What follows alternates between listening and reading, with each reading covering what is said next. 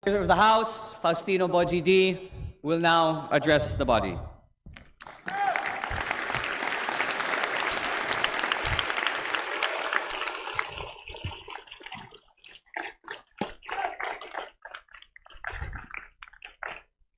Magandang tanghali po sa ating lahat.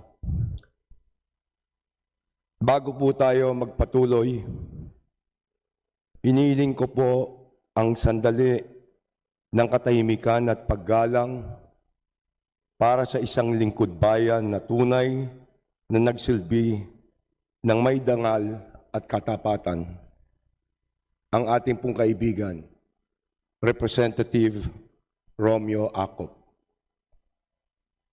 He was a public servant who did not seek applause, but meaning hindi siya naglingkod para sa pagkilala, kundi para sa kapakanan ng kanyang mga kababayan at ng ating bansa.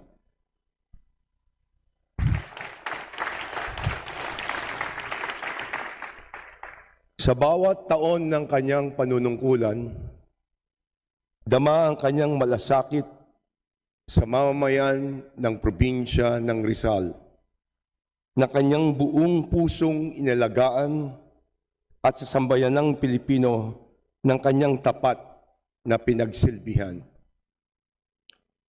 His legacy is not only written in the laws he helped shape, but in the lives he uplifted, the communities he protected, and the quiet integrity he lived by. Nakikiramay po ang buong kapulungan sa kanyang pamilya.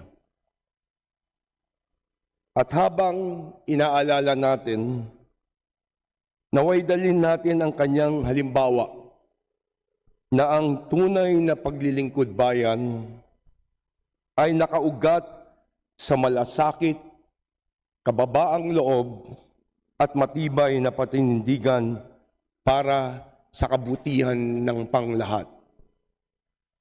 Your service lives on the nation you faithfully serve.